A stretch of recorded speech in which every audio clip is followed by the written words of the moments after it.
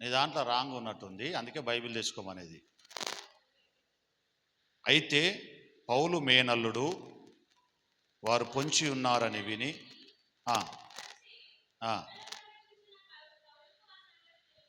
అమ్మా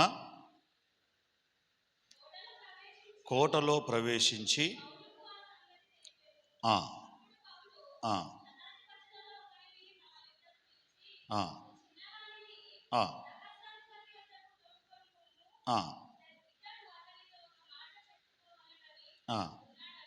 ఆమేన్. హల్లెలూయా, హల్లెలూయా.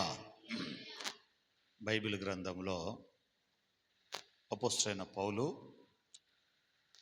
తన మేనల్లుని గురించి వ్రాయబడిన మాటలు ఇవి. మీకు అందరికీ అర్థం కావడానికి చెప్పేది ఏంటంటే, ఏదైనా మన జీవితంలో కంటికి కనబడే పెద్దవాటిని చూస్తాం కానీ చిన్నవాటిని పెద్దగా మనం లెక్క చేయం. కానీ పెద్దవాటి కంటే చిన్నయే ఘనమైన కార్యాలు చేస్తాయి. అర్థమైంది కదా మీకు చెప్పే మాట? పెద్దవాటి కంటే చిన్నయే ఘనమైన కార్యాలు చేస్తాయి. మీకు అర్థం కావడానికి ఒక మాట చెప్తాను. నీ ఇంట్లో ఒక పెద్ద కుండ ఉంది. కుండ నిండా కొన్ని నీళ్లు ఉన్నాయి. ఆ నీటిలో నుంచి ఆ నీటి నువ్వు తాగాలనంటే ఏం కావాలి నీకు? చిన్న చెంబో గ్లాసో అవసరం. ఈ గ్లాసు అనేది లేకపోతే ఆ కుండను లావటి తాగడం నీతోని కాదు. పెద్దవి ఎంత పెద్దగా ఉన్నా కొన్నిసార్లు చిన్నవి ఘనమైన పనులు చేస్తాయి. బైబిల్ గ్రంథంలో అపోస్తలుడైన పౌలు మేనల్లుడు పౌలుపై యూదులు కక్ష కట్టారన్న సంగతి తెలుసుకొని పౌలు దగ్గరికి వెళ్ళి, ఇది జరుగుతుంది, నీ మీద కక్ష కట్టారని ఆ సమాచారము చెప్పడం వలన పౌలు యూదుల నుంచి తప్పించబడ్డాడు. అర్థమైందని చెప్పిన మాట? ఒక చిన్నవాడు చెప్పిన మాట వలన పౌలు తప్పించబడ్డాడు గనక బైబిల్ గ్రంథంలో ఎన్ని పుస్తకాలు రాశాడు పౌలు? ఎన్ని పుస్తకాలు రాశాడు బైబిల్ గ్రంథంలో? ఒక 14 పుస్తకాలు రాశాడా? ఎన్ని రాశాడు? ఒక 14 పుస్తకాలు రాశాడు. ఒకవేళ ఈ చిన్నవాడు ఆ మాట చెప్పకపోతే పౌలు బంధించబడి చనిపోతే బైబిల్ గ్రంథంలో ఈ 14 పుస్తకాలు ఉండేటివి కావు. కొన్నిసార్లు పెద్దవాళ్ళము అనే సంగతి మనం గుర్తెరిగినప్పుడు చిన్నవాళ్ళు చెప్పిన మాటను మనం పట్టించుకోం. కానీ దేవుడు చెప్తున్న మాట, చిన్నవైనా సరే నువ్వు ఘనమైన పాత్రగా వాడబడాలనేది దేవుని ఉద్దేశం. చూపుకు నువ్వు పెద్దవాడివి కావచ్చు, చూపుకు నువ్వు ధనవంతుడు కావచ్చు, చూపుకు నువ్వు గొప్పవాడివి కావచ్చు, పెద్దగా అని నువ్వు ఆలోచించుకున్న ప్రతిసారి నీ జీవితం పడిపోతుంది. ఈ చిన్నది అనేది నీ జీవితంలో ఉండాలి. మీకు అర్థం కావడానికి చెప్తాను. ఉదయకాలం నుంచి సాయంకాలం వరకు 24 గంటలు 24 గంటలు నీ జీవితంలో ఆనందకరంగా జరగాలని అంటే ఒక చిన్నది నీకు అవసరమై ఉంటుంది. ఏంటిది అది? నీ జీవితము ఒక రోజు ఆనందదాయకంగా సాగిపోవాలనంటే ఒక చిన్న పని అవసరమై ఉంటుంది. అది ఏంటయ్యా అని అంటే, నీ నోటికి అధికంగా పని చెప్పక ఆపుకోవడం. అర్థమైంది కదా? నీ నోటిని పెద్దగా తెరిచినవనుకో ఏమైపోతుందనంటే, ఎంత మంచి రోజు అయినా ఆ రోజు నీకు ఆనందంగా ఉండదు. ఏదైనా సరే దైవికంగా వద్దాం, దైవికంగా ఆలోచిద్దాం. ఒక రోజు నీకు ఆనందదాయకంగా జరగాలి అని అంటే ఒక చిన్న పని చేయాలి. రోజు పొద్దున, సాయంకాలం, మధ్యాహ్నం నీకు ఎప్పుడు దొరికితే అప్పుడు, ఒక వీలు దొరికినప్పుడల్లా ఒక చిన్న ప్రార్థన చేయాలి. ఈ చిన్న ప్రార్థన ఏం చేయగలుగుతుందయ్యా అని అంటే ఒక రోజునంతటిని కాపాడగలుగుతుంది. ఈ రోజు అనేది పెద్దది. రేపటి దినము నాకు కావాలి అని నువ్వు అనుకున్నప్పుడు ఈ దినము రాత్రి దేవుని దగ్గరికి నువ్వు రావాలి. ఇది చిన్న పనే దేవుని దగ్గరకు వచ్చేది, పెద్ద ఖర్చు అయ్యేదేం కాదు. ఖర్చు అయ్యి జీవితమో లేకపోతే ధనమో ఇవన్నీ ప్రాణమో ఖర్చు అయ్యేటి కాదు. ఇవి చాలా చిన్నవి. ఈ చిన్నవి చేసినప్పుడు పెద్ద కార్యం జరుగుతుంది. 10వ తరగతి ఎగ్జామ్ రాయాలి. 10వ తరగతి ఫెయిల్ అయితే జీవితం అక్కడికి ఆగిపోతుంది. అందరు తెలుసు కదా. ఈ 10వ తరగతి ఎగ్జామ్ రాయాలి అని అంటే రాత్రంతా మేలుకుతో నుండి అమ్మాయో అబ్బాయో చదివాడు. రాత్రంతా చదివాడు. ఎట్టి పరిస్థితుల్లో 10కి 10 మార్కులు వస్తాయి, 100కు 100 మార్కులు వస్తాయి అని ఆలోచించాడు. అంత నాలెడ్జ్ కలిగి ఉన్నాడు. ఆ రూమ్కి వెళ్ళాడు, దాన్ని ఏమంటారు, ఎగ్జామ్ హాల్కి వెళ్ళాడు. ప్యాడ్ తీసుకెళ్ళాడు, అన్ని తీసుకెళ్ళాడు, కానీ పెన్ను తీసుకుపోవడము మర్చిపోయాడు. ఈ పెన్ను ఏం చేస్తుందిలే, నీ బుర్రలు ఉంది జ్ఞానం, రాయడానికి ప్యాడ్ ఉంది, క్వశ్చన్ పేపర్ ఉంది, మరి రాయడానికి ఒక చిన్న పెన్ను కావాలి కదా. పెన్ను 2 రూపాయలదే, కానీ ఈ జ్ఞానానికి మించినది ఆ పెన్నే. ఆ పెన్ను అనేది లేకపోతే నీ జీవితానికి విలువ లేదు, ఆగిపోతుంది. చాలామందికి ఏమైపోయిందయ్యా అని అంటే, దేవుడు అంటే చాలా చిన్నగా అయిపోయాడు. నేనేమంటా, ఈ రాత్రి మీతో మాట్లాడేది ఆ చిన్నదే నీ జీవితంలో విలువైనదన్న సంగతి నువ్వు గుర్తెరగాలి. నువ్వు చేసే పని, నువ్వు తిరిగే విధానం, నీ నడక, నీ బ్రతుకంతా చాలా గొప్పగా కనబడుతుంది నీకు. కానీ నేనేమంటా, ఈ గొప్పగది కనబడాలి అని అంటే ఆ చిన్నదైన యేసు నీ ఇంట్లో ఉండాలి. విశ్వాసము నీ ఇంట్లో ఉండాలి, నీ బ్రతుకులో ఉండాలి. హల్లెలూయా. గొప్పగా చెప్పుకుంటాం, మంచి ఇల్లు కట్టానండి, మంచి కారు కొన్నాను, మంచి బిల్డింగ్ కట్టాను, లేకపోతే మంచి బైక్ కొన్నాను, మంచి భార్య. నేనేమంటా, ఈ మంచి అనేది నీకు ఏదైతే పెద్దగా కనబడుతుందో, ఈ పెద్దది కలకాలం నీ పట్ల ఉండాలి అని అంటే చిన్నదైన ఆత్మ కలిగిన దేవుడు నీ పట్ల ఉండాలి. ఇక్కడ పౌలు మేనల్లుడు చిన్నవాడే. ఈ చిన్నవాడు చెప్పిన సంగతి నేను ఎందుకు వింటా అని అనుకుంటే, నేను ఎందుకు వింటా అని ఒకవేళ పౌలు అనుకుంటే, ఈరోజు పౌలు బతికేవాడు కాదు, తప్పించబడేవాడు కాదు. ఒక శ్రమ నుంచి తప్పించబడాలి అని అంటే ఎవరు చెప్తారు అనేది వినాలి. ఒక ఆయన అన్నాడు నాతోని, వాడు పోరడన్నా, వాడు చెప్తే నేను వింటానా? చెప్పేది మంచి మాట అయినప్పుడు పోరడైనా వినాల్సిందే, అవునా కాదా? చిన్నవాడైనా వినాలి, పెద్దవాడైనా వినాలి, ఎవరైనా వినాలి. మీకు అర్థం కావడానికి ఒక మాట చూపిస్తాను, చూడండి. రాజుల 2వ గ్రంథము 5వ అధ్యాయం 7వ వచనం. 5వ అధ్యాయం 2వ వచనం. రాజుల 2వ గ్రంథము 5వ అధ్యాయం 2వ వచనం. 5:2. అయ్యా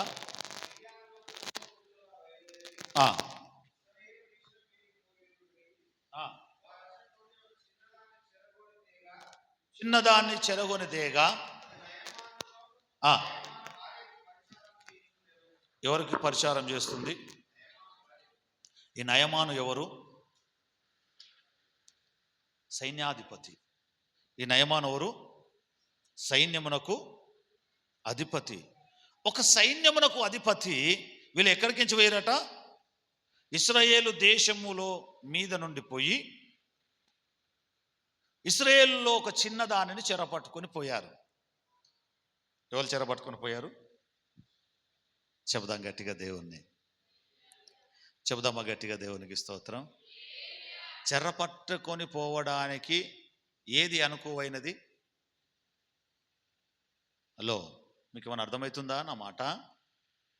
వాతావరణం చల్లగుంది, వర్షం పడుతుంది, చలి ఎక్కువ ఉంది, తప్పేం లేదు.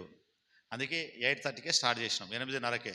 మలవారం నుంచి 8కే స్టార్ట్ చేస్తా, 9:30కు ముగించేస్తా. 8కి స్టార్ట్ చేసుకుందాం, ఎందుకంటే వర్షాకాలం కదమ్మా. మళ్ళీ ఇబ్బంది కాకుండా 9:30 పోయి మళ్ళీ మీరు తిని పడుకునేటట్టుగా చేసుకుందాం, ఇబ్బంది లేకుండా. చెరపట్టడం అని అంటే చెరలోనికి తీసుకుపోవడానికి పెద్దోళ్ళను తీసుకుపోతారా, చిన్నోళ్ళనా? ఇక్కడ వాక్య ప్రకారం ఇశ్రాయేలు దేశము నుంచి సిరియా దేశమునకు ఒక చిన్నదానిని తీసుకొని పోతారు, చెర్ర పట్టుకొని. అందరూ తీసుకుపోయారు, కానీ చిన్నదైతే పని చేయడానికి, అన్ని చేయడానికి అనుకూలంగా ఉంటుందని చెప్పేసి ఈ చిన్నదాన్ని తీసుకొని పోయారట. హల్లెలూయా. గొప్ప సంగతి ఏంటో చెప్పనా? గొప్ప మాట ఏంటో చెప్పనా?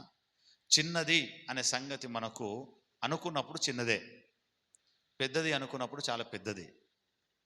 ఒక మాట మీకు అర్థం కావడం చెప్తా, తలకాయలు రావటండి, తలలు నా వైపు. ఇప్పుడు ఇంట్లో బిడ్డనో లేకపోతే కొడుకో ఎవరో మన అనుకున్న వాళ్ళు ఎవరైనా చిన్నపిల్లలు అనుకో, డాడీ ప్రార్థన చేసుకుందాం లేదనంటే కుటుంబ ప్రార్థన చేసుకుందాం అన్నారు అనుకో, పెద్దోళ్ళు ఏమంటారు?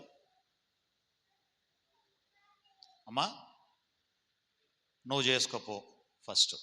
తప్పితే ఏమంటారు? ఆగొక 10 నిమిషాలు చేసుకుందాం. అవునా? మీరైతే నడిపియండి, నేను వస్తా. వీడెవడు? ఈ చెప్పేవాడెవడు? చిన్నోడా పెద్దోడా? అర్థం కాలేదన్నమాట. ఇప్పుడు అందరం 8 అవుతుంది, కొద్దిసేపు ప్రార్థన చేసుకుందామా అన్నారు అనుకో, ఎవరో ఒకరు, చిన్నోళ్ళు పెద్దోళ్ళు అన్న ఏమన్నా, మీరైతే కానీ అండి నేను మళ్ళీ వస్తా. భార్య చెప్పింది అనుకో, భార్య భర్త విషయంలో చిన్నదే. అర్థమైందా? భార్య భర్త విషయంలో చిన్నదే, పిల్లలు తల్లిదండ్రుల విషయంలో చిన్నవారే. ప్రార్థన చేసుకుందాం అనగానే ఫస్ట్ అయితే వీడు టీవో వివో చూసిండు అనుకో, ఏమంటాడు? ఒక 10 నిమిషాలు ఆగు అంటాడు. లేదంటే మీరు పోయి చేసుకోండి అంటాడు. లేదంటే మీరు కానివ్వండి నేను మళ్ళీ వస్తా. అంటే వీళ్ళు చెప్పే మాట వాని దృష్టికి ఎట్లుంది? చిన్నదే. యాగాలు వాళ్ళు మస్తు చెప్తారులే, కానీ ఆ చిన్నది, వాళ్ళు చిన్నవాళ్ళు, నీకన్నా తక్కువ వాళ్ళు, నువ్వు పెద్దవాణి కావచ్చు, పని చేస్తుండొచ్చు, కష్టం చేస్తుండొచ్చు, చెమట ఓడుస్తుండొచ్చు, బాధలు భరించేవాడు కావచ్చు, శ్రమలు భరించేవాడు కావచ్చు, అప్పుల బాధలు ఉండొచ్చు, మనుషుల బాధలు ఉండొచ్చు, లోకం బాధలు ఉండొచ్చు. కానీ నీ కుటుంబంలో ఎవరైనా దైవికమైన ఒక పని చెప్పినప్పుడు అది చేద్దామనడానికి నువ్వు ముందుకు రావట్లేదనంటే అపాయం నీ పొంచన ఉందని గుర్తెరగాలి. అర్థమైందా? నీ పిల్లలు అన్నారు అనుకో, డాడీ ప్రార్థన చేసుకుందాం, ఏం సప్పుడు చేయదు. వారు ఆ మాట చెప్పిరనంటే ఆ దినపు ఆశీర్వాదం ఏదైనా రావచ్చేమో, మోకరించాలి, ప్రార్థన చేయాలి. ఇప్పుడు ఇక్కడ చెరపట్టబడ్డది చిన్నది, ఇశ్రాయేలు దేశం నుంచి సిరియా దేశానికి. దేని కొరకట అక్కడ రాయబడింది మంచిగా స్పష్టంగా చదవండి ఆ మాట.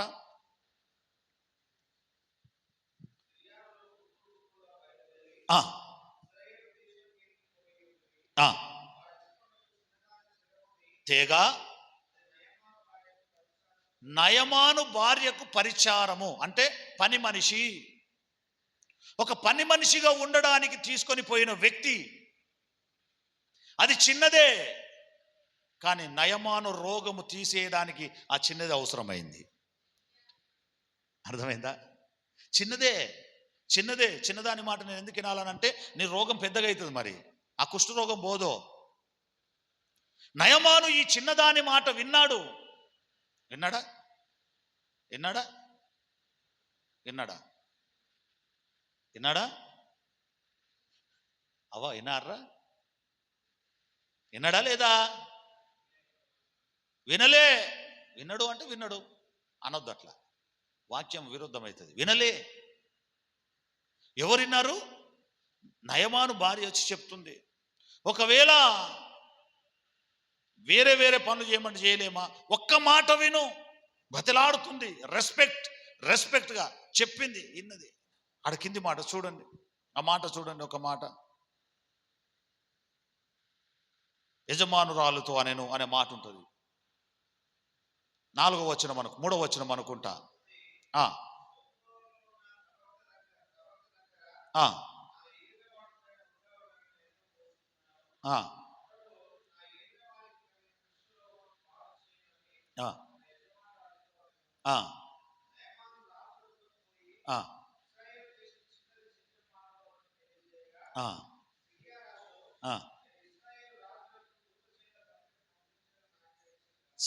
చాలండి.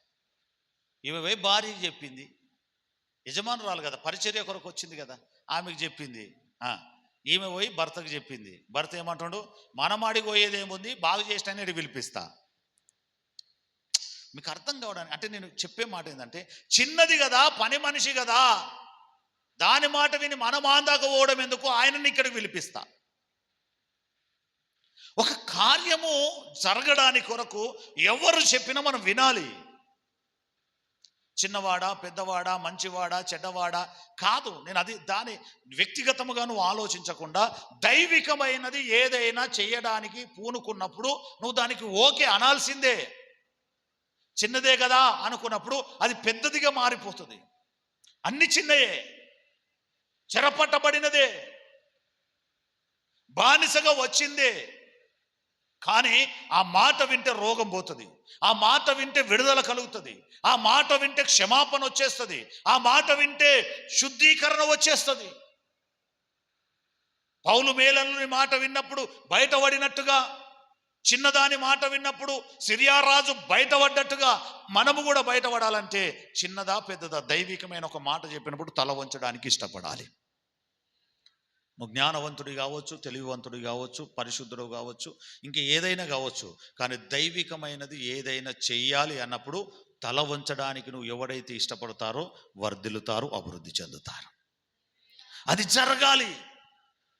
చిన్నదే కదా, కొన్నిసార్లు మనం చేసే తప్పు చిన్నదే అనిపిస్తుంది. ఒక మాట చూడండి, ప్రసంగి గ్రంథం 10వ అధ్యాయం 1వ వచనం. ప్రసంగి 10 1వ వచనం. కొన్నిసార్లు దైవికంగా మీకు చెప్తున్నాను అయ్యా,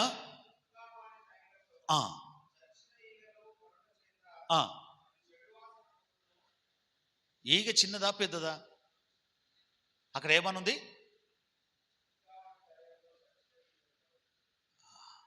బుక్కావా అనే తైలములో, ఇంకొక మాట చెప్పాలంటే తేనెలో ఒక సుక్క నీళ్లు కలిపితే ఏమవుతుంది? తేనెంత చిన్నదే. కొన్నిసార్లు చిన్నదే అనిపిస్తుంది. ఇదే ఆ చిన్నది కూడా చాలా పొరపాటు కలిగిపిస్తుంది. చిన్న పాపమే, చిన్న పొరపాటే, చిన్నదే, అంత చిన్నదే అనిపిస్తుంది, కానీ అది చెడగొడుతుంది నీ జీవితాన్ని, పడగొట్టేస్తుంది నీ జీవితాన్ని, పతనములోనికి నడిపించేస్తుంది. బైబిల్ గ్రంథం ప్రతిదీ, ఆది కాండము నుంచి ప్రకటన గ్రంథం వరకు మీరు చదవండి, రోజు చదవండి. మీకు అర్థమైంది ఏంటంటే ప్రతిదీ మాట వినుట వలన జరిగే అద్భుతాలు కనబడతాయి, కానీ మాట వినకపోతే చెడిపోయినట్టు బైబిల్ చెప్తుంది. అవునా కాదా? మాట వినని ఆదామవ్వలు చెడిపోయారు, మాట విన్న అబ్రహాము ఆశీర్వదించబడ్డాడు. పడ్డాడా లేదా? మాట విన్న ఆదామవ్వలు చెడిపోయారు, మాట విన్న అబ్రహాము ఆశీర్వదించబడ్డాడు. మాట విన్న ఏబేలు ఆశీర్వదించబడ్డాడు, కయ్యూను పడ్డాడా లేదా? అంతే. ప్రతిదీ ఆశీర్వాదము రావాలంటే మాట వినాలి. మాట వినాలి అని అంటే అది ఎవరు చెప్తారని కాదు, అది దైవికమైన మాట అయితే నువ్వు తల వంచాల్సిందే, వేరే ఆప్షన్ లేదు నీకు. ఇంకా చిన్నదే, చిన్న పర్లేదులే అంటే అది పర్లేదు అనేది పాపంగా మారుతుంది. పాపము పరిపక్వమై గర్వము ధరించి మరణంలోనే తీసుకుపోతుంది నిన్ను. దైవికమైన చింతన ఎప్పుడు కలుగుతుంది అంటే మాట వినుటలో. మాట వినుటలో ఉన్న ఆశీర్వాదము నువ్వు సమర్పణ కలిగినలో కూడా లేదు. దీనికి మాట వినుటనే లేదు, కానీ సమర్పణ గుణం ఉంది. ఏం ఉపయోగమా? ఉపయోగమా? అర్థమైంది నీకు చెప్పిన మాట? వీనికి దైవికమైన మాట వినే ఆలోచన లేదు. మందిరంలో ఒక మీటింగ్ పెడుతున్నా అని చెప్పా, 20,000 ఇచ్చాడు, కానీ వీనికి మాట వినే గుణం లేదు. 20,000 ఏమన్నా, ఇది 20,000 అనేది సమర్పణ. చెప్పిన మాట వినడం అనేది దైవికమైనది. ఈ మాట వినక నువ్వు 20,000 రూపాయలు ఇచ్చినా నీ సమర్పణ దేవుని ఎదుట ఆశీర్వాదకరంగా మార్చబడదు. మాట వినుట నేర్చుకోవాలి. చిన్నదా పెద్దదా ఏదైనా సరే ఒక మాట నీకు చెప్పినప్పుడు వాళ్ళు ఎవరు చెప్తారని కాదు, అది దైవికంగా నిన్ను నడిపిస్తుందా లేదా అని ఆలోచించాలి. చిన్న తప్పే కదా అని వదులుకుంటే అది పెద్దదైపోతుంది, సెప్టిక్ అయిపోతుంది. ఒక కాలుకు చిన్న పుండు తగిలింది, చిన్న ముళ్ళు గుచ్చింది, ముళ్ళు గుచ్చాక ఏం చేయాలంటేనే ఆయింట్మెంటో కడుగు పిచ్చుడో ఏదో చేయాలి. వదిలేస్తే ఏమైపోతుంది తెలుసా? ఇది చెప్తేనట్లేదని వదిలేస్తే ఏం చేస్తుంది తెలుసా? అది ఆ కాలు కాడికించి కాలు దాకా ఎక్కుతుంది పైకి. సెప్టిక్ ఎక్కితే ఏమైపోతుంది? డాక్టర్ దగ్గరకు వస్తే ఏమంటాడు? కాలు మొత్తము కడుక్కున్నప్పుడు పోయేదానికి కాలు తీసేసేదాకా రావద్దు అంట. మీరు చెప్పొచ్చు ఇక్కడ దేవునికి స్తోత్రం. కడుక్కుంటే పోయేది, మాట వింటే పోయేది. మాట వినక ప్రాణాల మీదకి తెచ్చుకోవద్దు, మాట వినక జీవితాల మీదకి తెచ్చుకోవద్దు. చిన్నదాని మాట విన్నాడు నయమాను, కుష్ఠరోగం పోగొట్టుకున్నాడు. మేనల్లుడు చిన్నవాడు, ఆయన మాట విన్నాడు, పౌలు తప్పించబడ్డాడు. చిన్నదే, చిన్నదే, కానీ చెడగొట్టేస్తుంది, పడగొట్టేస్తుంది, పతనములోనికి వెళ్ళిపోతుంది. మాట చెవున వడకియకపోతుంది అని అంటే అది దురద చెవులైనా కావాలి, లేదంటే చెడిపోయిన చెవులైనా కావాలి. కొంతమందికి దురద చెవులు ఉంటాయి. దురద చెవులు మీనింగ్స్ ఈ చెప్పిన మాట లోపలికి పోనీయది. ఇది పైనే ఉండి దులిపేస్తుంది, పైన ఉండి దులిపేస్తుంది. దైవికంగా ఎదగడానికి ఆస్కారం ఉన్న జీవితమును పడగొట్టుకోవడం మన చేతిలోనే ఉంది. ఆ మాట చదువు బిడ్డ, ప్రసంగి గ్రంథం మరొకసారి చదువు. పడుట చేత చెడు వాసన కొట్టును, కొంచెము బుద్ధిహీనత త్రాసులో ఉంచిన ఎడల అమ్మా జ్ఞానమును ఘనతను. మంచి జ్ఞానవంతుడు. ఇంకోటి ఏందట? జ్ఞానమును ఘనత. ఈ రెండింటిని ఏం చేస్తుంది తెలుసా? చేసే చిన్న బుద్ధిహీనమైన పని వలన నువ్వు ఎంత ఘనంగా ఎదగాలనుకున్నావు అంత ఎదగకపోతున్నావు. ఆ మాట చదివినప్పుడు నా కళ్ళకి ఏడుపు వచ్చింది.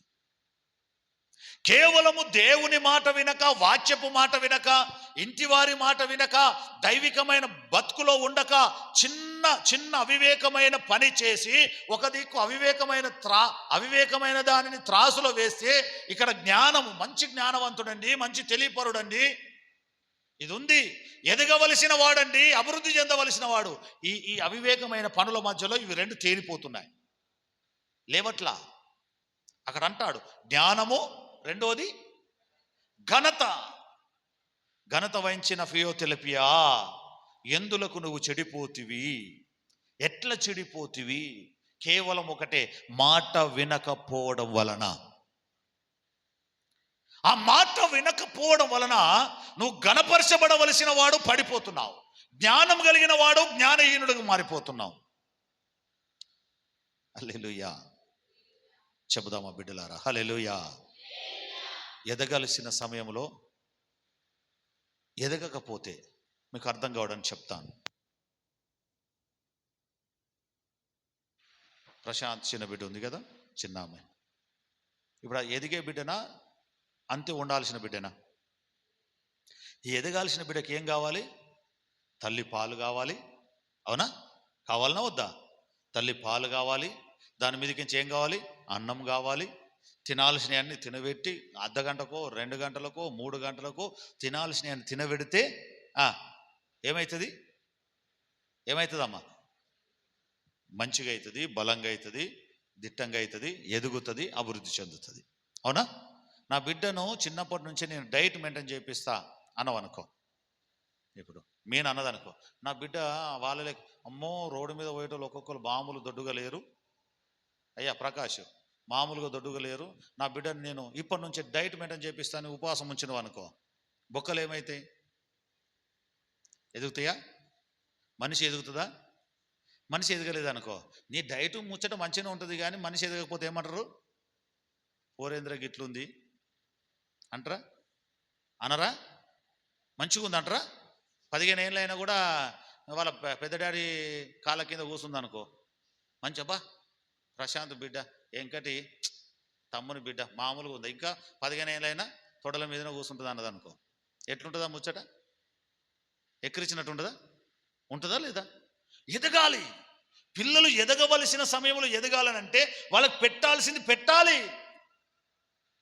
నీవు కూడా దైవికంగా ఎదగాల్సిన సమయంలో ఆదివారం ప్రార్థనకు రాక, శనివారం ప్రార్థనకు రాక, కుటుంబ ప్రార్థన చేసుకోకపోతే దైవికంగా నువ్వు ఏ విధంగా ఎదుగుతావు? నీ జీవితంలో ఎదుగుదల లేదు.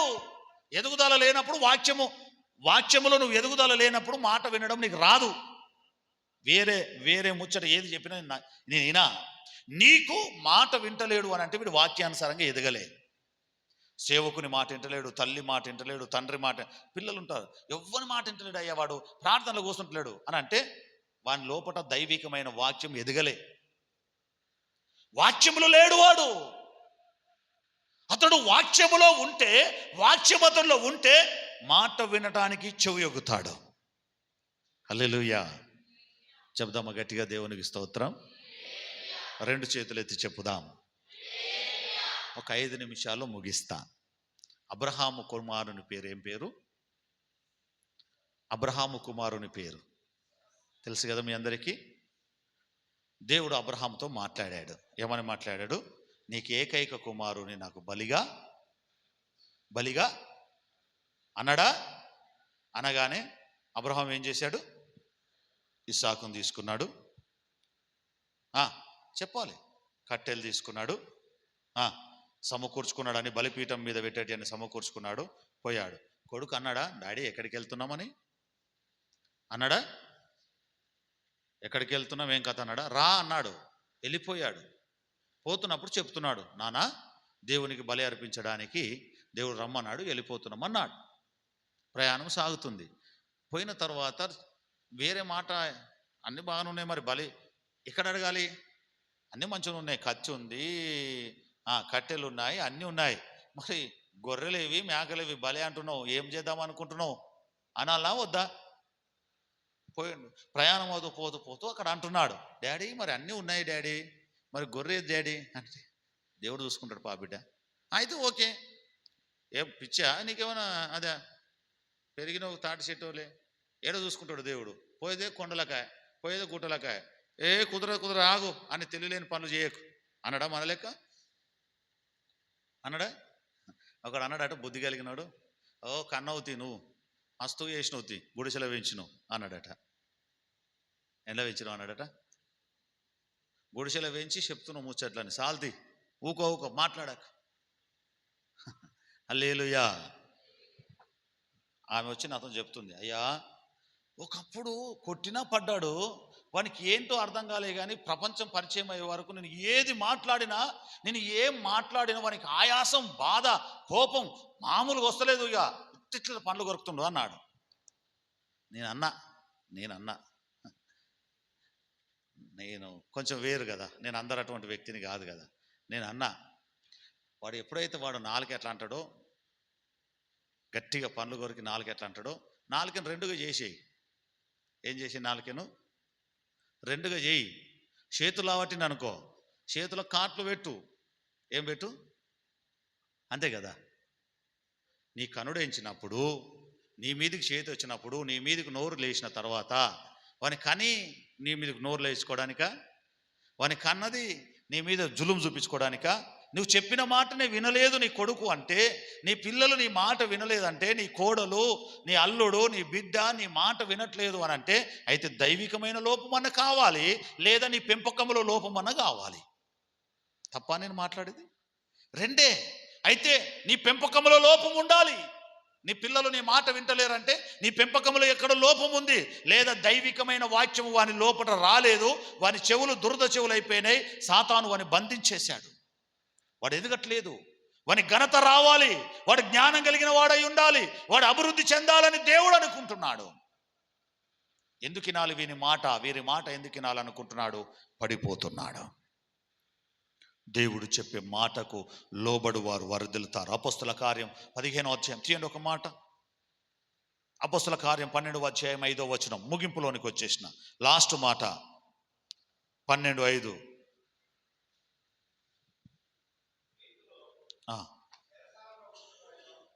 పేతురు ఉంచబడెను.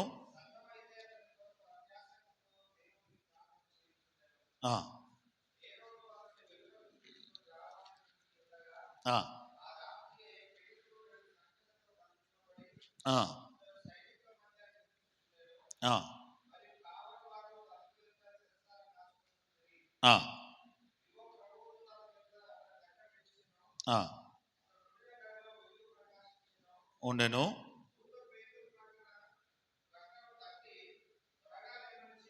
ఆ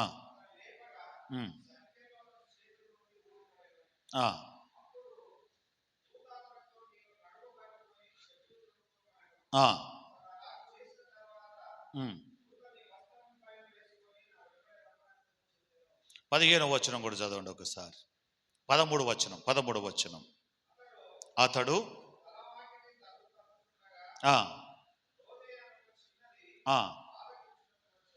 అతడు తలవాకిట తలుపు తట్టుచుండగా రోదే అని ఒక చిన్నది ఆలకించుట వచ్చెను. ఆమె పేతురు స్వరము గుర్తుపట్టి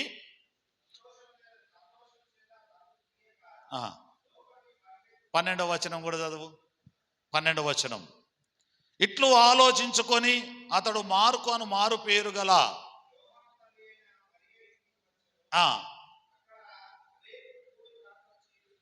నాకు ఇది కావాలి. పేతురు చెరసాలలో ఉన్నారు అనేకులు. అక్కడ చిన్నపిల్లకి ఏం పని? అక్కడ రాయబడదు 13వ వచనంలో, చదవండి. ఆ, చిన్నది ఆలకించుటకు వచ్చిన అంటే వీళ్ళందరూ ఆడ ఏం చేస్తారు? 12వ వచనములో ఈ చిన్నది ఏం చేస్తుంది? ఆడుకుంటుందా, ప్రార్థన చేస్తుందా? అంటే ప్రార్థనలు ఉన్నట్టే కదా. తలుపులు వేసుకున్నారు, తలుపులు వేసుకున్నారు. రోమా ప్రభుత్వానికి భయపడి సంఘమంతా కూడి ప్రార్థన చేస్తున్నారు. సంఘమంతా కూడి ప్రార్థన చేస్తున్నప్పుడు పేతురు చెరసాల నుంచి వచ్చే సంగతి విని తలుపు దగ్గరికి వచ్చి పేతురు కొట్టి అమ్మా అనగానే ఈ స్వరము విని రోదే అనే చిన్నది వచ్చేసి తలుపు తీసిందట. అంటే ఈ చిన్నది కూడా ఏం చేస్తుంది? హల్లెలూయా, హల్లెలూయా. ఈ ప్రార్థన క్రమం అంటే చిన్నది ప్రార్థన చేస్తుందనంటే ఆమె తల్లిదండ్రులు కూడా ఏం చేస్తున్నట్టు? అంతే కదా. రోదే చిన్నది ప్రార్థన చేస్తుంది, ప్రార్థన పోయింది అని అంటే తల్లిదండ్రులు ఏం చేసినట్టు? ఈ కాలంలో ఎట్లుంది అని అంటే తల్లిదండ్రులు రారు, పిల్లలు. హలో, తల్లిదండ్రులు పిల్లలు ప్రార్థనకు రారు కానీ తల్లిదండ్రులు వస్తారా రాదా? తల్లిదండ్రులు ప్రార్థనకైతే వస్తారు. పిల్లల విషయంకి వచ్చే వరకు పని ఉందానో పాటు ఉందానో అటు ఇటు వెళ్ళిపోతారు. కానీ ఇక్కడ ఏం జరిగింది? చిన్నదే తలుపు తీసింది అని అంటే తల్లిదండ్రులు కూడా ప్రార్థనకు. అంటే ఒక సేవకుని గురించి, దైవికం గురించి, ఆత్మల భారము గురించి, ఒక శ్రమ గురించి కుటుంబం వచ్చి ప్రార్థన చేస్తుంది. హల్లెలూయా. రోదే తల్లిదండ్రులు ప్రార్థనలో ఉన్నారు, రోదే కూడా ఎక్కడి నుంచి వచ్చింది? ఇది ప్రార్థన చెయ్యాలి, శ్రమ కలిగిన వెంటనే ప్రార్థన చెయ్యాలి అనే సంగతి ఎవరు నేర్పారు ఈ చిన్నదానికి? తల్లిదండ్రులు. తల్లిదండ్రులు జ్ఞానం కలిగిన వారు కనుక బిడ్డ జ్ఞానం కలిగింది అయి ఉంది. మీకు చెప్పాను కదా ముందే. అయితే రెండే, ఒక మనిషి మాట వినకపోవడానికి రెండే. ఒకటి తల్లిదండ్రుల పెంపకమై ఉండాలి, రెండవది దైవికమైన దేవుని మాటలను చెవుల పడకుండాలి. బిడ్డ ప్రార్థన చేస్తుంది, సేవకుని స్వరం విని ఆ స్వరం వినిది పేతురుదే అని గుర్తెరిగిందని అంటే ఒకసారి చెప్తే గుర్తెరుగుతుందా? మైండ్లో నిండిపోయింది పేతురు స్వరం. అంటే ఈమె వాక్యములో ఉంది, ప్రార్థనలో ఉంది. పేతురు చెప్పే ప్రతి మాట ఆడ 13వ వచనంలో ఉంటుంది. ఆ మాట చదువు బిడ్డ, ఆ మాట చదువు, మరొకసారి చదువు. తలవాకిట తలుపు తట్టుచుండగా వచ్చెను. చిన్నదేనట కానీ పేతురు స్వరాన్ని గుర్తుపట్టిందట. ఒక స్వరమును గుర్తుపట్టింది అని అంటే ఎప్పుడెప్పుడన్నా నేను ప్రకాష్ వాళ్ళ ఇంటికి పోయినా అనుకో, నిలబడానుకో, ఉన్నారో వాళ్ళని అంటే ఇంట్లోకేం చెప్తారు వీళ్ళు? ఏమని చెప్తారు? మామ వచ్చిండు. అర్థమైందా? చెప్పరా మీరు? చెప్తారో లేదు? మామ వచ్చిండు బిడ్డ అంటారు. అంటే మామ వచ్చిన సంగతి ఆ బిడ్డకు మీరు చెప్పేదాకా తెలియదు. తెలుస్తుందా? తెలియలే. కానీ చిన్నదానికి ఏం తెలిసిందట? పేతురు స్వరం వినగానే. ఎందుకు ఈ మాట మీకు పదే నేను ఎందుకు చెప్పాల్సి వస్తుందనంటే చెప్పే మాట వినడము ఈ బిడ్డకు అలవాటు ఉంది. పేతురు మాటలు విన్న బిడ్డ గనక వాక్యము చెప్పినప్పుడు, ప్రార్థన చేసినప్పుడు, మాట్లాడుతున్నప్పుడు ఆ మాటలను ఉన్నాయి గనక పేతురు స్వరం పెట్టి అమ్మా అనగానే వినే మనసు వచ్చేసింది, గుర్తుపట్టింది. అంటే ఈమె రెండు పనులు చేస్తుంది. ఏం చేసింది? పేతురు చెప్పిన వాక్యమును విన్నది, మాటను విన్నది. రెండోది పేతురు గురించి తల్లిదండ్రులు చేస్తున్న ప్రార్థనలో నిలబడ్డది. కనుక బైబిల్ గ్రంథంలో ఆ బిడ్డ పేరు రాయబడ్డది. హల్లెలూయా. మామూలు గ్రంథమా? పరిశుద్ధ గ్రంథములో రోదే అనే చిన్నది పేతురు స్వరం గుర్తుపట్టిందనే మాట రాయబడ్డది అని అంటే అంత ఇన్మెచ్యూర్డ్ కాకుండా మెచ్యూర్డ్ కలిగిన బిడ్డ గనక పేరు రాయబడ్డది. ఎందుకు చెప్తున్నా ఈ మాట తెలుసా? నువ్వు దేవుని వాక్యమును వింటే దేవుని స్వరాన్ని వింటావు. హల్లెలూయా. దేవుని వాక్యాన్ని నువ్వు చదువుతున్నావు, వాక్యం చదువుతున్నావు. ఇప్పుడు దేవుడు దగ్గర నువ్వు వచ్చి మొరపెట్టినప్పుడు దేవుడు దిగి వచ్చి దేవుని దగ్గరికి వచ్చి నేను ఉన్నానని స్వరము పెట్టి కొట్టినప్పుడు ఆ స్వరమును వింటావు. అదే మాట ప్రకటన గ్రంథంలో రాయబడ్డది. ఏమని? ఇదిగో నేను తలుపు నొద్దకు, ఎవడైనా నా స్వరము విని తీసిన ఎడల నేను వానితో, వాడు నాతో కలిసి. ఎందుకు ఈ మాట చెప్పింది తెలుసా? వాక్యము మంచిగా విను, సేవకుడు చెప్పిన మాట విను, ప్రార్థన చేయి. ఇవి రెండు నువ్వు చేస్తే నా స్వరము వింటావు, నా స్వరాన్ని గుర్తుపడతావు. ఇప్పుడు పేతురు కూడా యేసు ప్రభులాగానే సేమ్ అంతే కదా. తలుపు యొద్దకు వచ్చి తట్టాడు. చిన్నది ఆలకిస్తుంది. ఈ స్వరము ఎవరిది? శత్రువులదా? రోమ ప్రభుత్వందా? లేకపోతే ఇంకెవరిదా? లేదా ఎవరిది? లేడు. ఎట్లయినా పేతురు లేడు, చెరసాలలో ఉన్నాడు. ఎవరో వచ్చి దర్వాజా కొడుతున్నారు. ఎవరో మెలకువగలిగి ఉంది. ఆ బిడ్డ గురించి ఒక సబ్జెక్ట్ చెప్పొచ్చు. మెలకువ కలిగిన బిడ్డ, ప్రార్థన కలిగిన బిడ్డ, వాక్యం విన్న బిడ్డ, స్వరం వినగలిగిన బిడ్డ, ఇన్ని ఉన్నాయి ఆమె దగ్గర. చిన్నపిల్లలు ఆడుకుంటారండి, చాక్లెట్లు తింటారు, ఆడుకుంటారు. వాక్యం ఎందుకు తింటారు, పాటలు ఎందుకు పాడతారు? కానీ చిన్నప్పటి నుంచే ఆ భక్తి భావములో పెరిగింది గనక, దైవ భక్తిలో పెరిగింది గనక, దేవునిలో పెరిగింది గనక, తల్లిదండ్రులు చెప్పిన ప్రార్థనలో పెరిగింది గనక, బిడ్డ సేవకుడు శ్రమలో ఉన్నాడు, ఏం చేయాలి? ప్రార్థన. నేను కూడా వస్తా. అందరూ ప్రార్థనలు ఏకీభవించి కన్నీళ్లు గార్చి ప్రార్థన చేస్తున్నారు. ఎక్కడో సప్పుడు అవుతుంది, సౌండ్ వస్తుంది. ఎక్కడా? ఇది మన డోరే. ఎవరు? నేనంటే ఎవరు అని అడగలే. నేనే అనగానే గుర్తుపట్టేసింది సౌండ్. ఇది పేతురు గారిదే, మా సేవకుందే, ఇన్ని రోజులు నేను నిన్న వాక్యముదే, ఇది నా దేవుందే, నా దేవుడే మనల్ని దర్శించడానికి వచ్చాడు, నా కుటుంబాన్ని దర్శించడానికి వచ్చాడు. ఇది దేవుని స్వరమే. విన్నది, గుర్తుపట్టింది. అది ఎక్కడొచ్చిందయ్యానంటే, దేవుని మాట విని ప్రార్థన చేస్తే స్వరం వింటామనే సంగతి ఆమె గుర్తెరింది గనక అద్భుతం చూసింది అక్కడ. ఈ రాత్రి మీతో మాట్లాడే మాట ఒకటే. ఎవరు చెప్తున్నారా, ఏమి చెప్తున్నారని కాదు. చిన్నదే కావచ్చు, కానీ ఘనమైన కార్యాలు చేయాలంటే మాట వినుట నేర్చుకోవాలి. మీరు మాట వినడం నేర్చుకోవాలి. చిన్నదే, ఇది చిన్నదే. అయ్యగారు మస్తుగా చెప్తాడండి ప్రార్థన అని. అది నీకు చిన్నదే కావచ్చు. విశ్వాసం అది చిన్నదే కావచ్చు. ప్రార్థనకు రా అది చిన్నదే కావచ్చు. చిన్న మాటనే. నేను చెప్పేది చాలా చిన్నది కావచ్చు. మీ దృష్టిలో చిన్న మాటలే. మీరు లోకంలో ఉన్నారు గనక గనులైన వారు కావచ్చు, జ్ఞానవంతులు కావచ్చు, తెలివివంతులు కావచ్చు, ధనవంతులు కావచ్చు, మీరు ఏదైనా కావచ్చు లోకంలో. నేను చెప్పే మాటలు చాలా చిన్నగా అనిపించవచ్చు, కానీ ఈ చిన్న మాటలు అయినా సరే మీరు వింటే గనులుగా మీరు ఎంచబడతారా?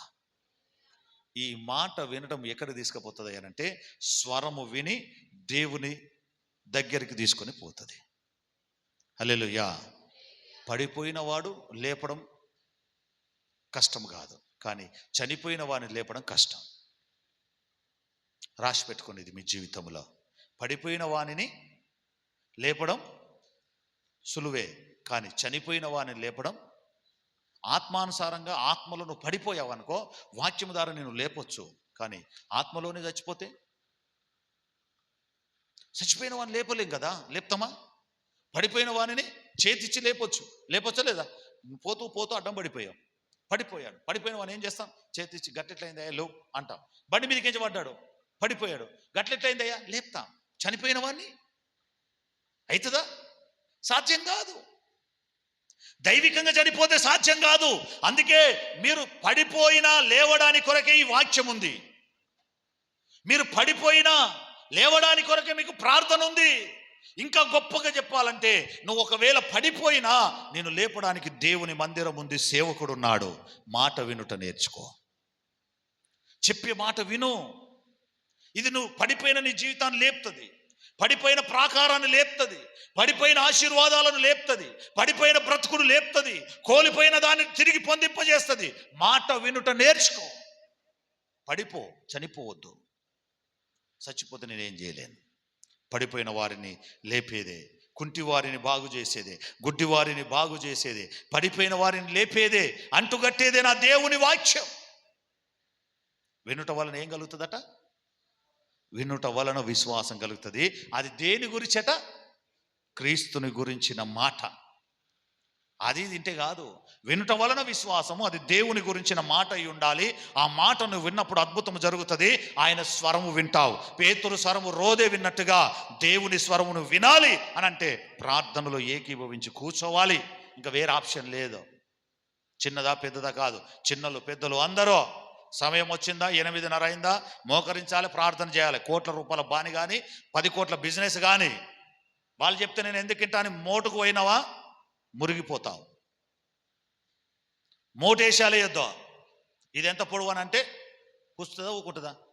సర్కారు తుమ్మలలో ఇది ఎంత పొడవు గుంజుతానంటే పెయ్యి ఎంత చింపుతుంది. అది ఊకుంటుందయ్యా? జకరియా ఊకుంటుందా? ఊకోదు. దాన్ని ఎట్లా చేయాలో గట్నే చేయాలి. దైవికమైన కార్యాలు చెబుదాం, వాక్యంలోనికి వచ్చేద్దాం. చిన్నదే అని మనం ఏం చేయొద్దు, అశ్రద్ధ చిన్నవి ఘనకార్యాలు చేస్తాయి. విశ్వాసం చిన్నదే ఘనకార్యము చేస్తుంది. ప్రార్థన చిన్నదే ఘనకార్యము చేస్తుంది. వాక్యము చిన్నదే ఘనకార్యము చేస్తుంది. ఈ ఘనకార్యాలు చేయాలి అంటే మాట వినుట నేర్చుకోవాలి. ఏం చేయాలి? అందరితో చెప్పండి బిడ్డ, ఏం చేయాలి? మాట వినుట చిన్నయే. ప్రార్థన చిన్నదే, వాక్యము చిన్నదే, ఆరాధన చిన్నదే, మందిరానికి వచ్చేది చిన్నదే. రోజుకి 24 గంటలు, వారానికి ఎన్ని గంటలు? 7 24 ఎంత కొట్టండి.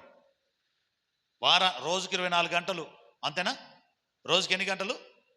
24 అంత చదువుకున్న వాళ్ళైనా పైసలు ఖర్చు పెట్టించి బడికి పోయి పెద్ద పెద్ద కొలువులు చేసేటోళ్ళు లెక్క వారానికి ఎన్ని అవుతాయి అయ్యా? 1 మరి 60,000 50,000 మీరు చదువులకు ఎంత అయితే? ప్రసన్న కుమార్ నాకు గవి చెప్పొద్దు, జీవన్ రాజ్ నాకు చెప్పాల్సింది మైకులు, సౌండ్, ప్యాడు రాకపోతే నన్ను దిట్టు పడతా. కానీ 168 ఎంత అయితే? 200 చెప్పు స్మైల్గా గట్టిగా 160 అంతేనా? ఒక వారానికి 168 గంటల సమయం నీకుంది కదా. ప్రార్థనకు వచ్చేది ఎన్ని గంటలు? 4 గంటలు వేసుకో. 11కు వచ్చి 1 గంటకు పోతేనే కర్యారం దిక్కు పోతుంది మన కళ్ళు.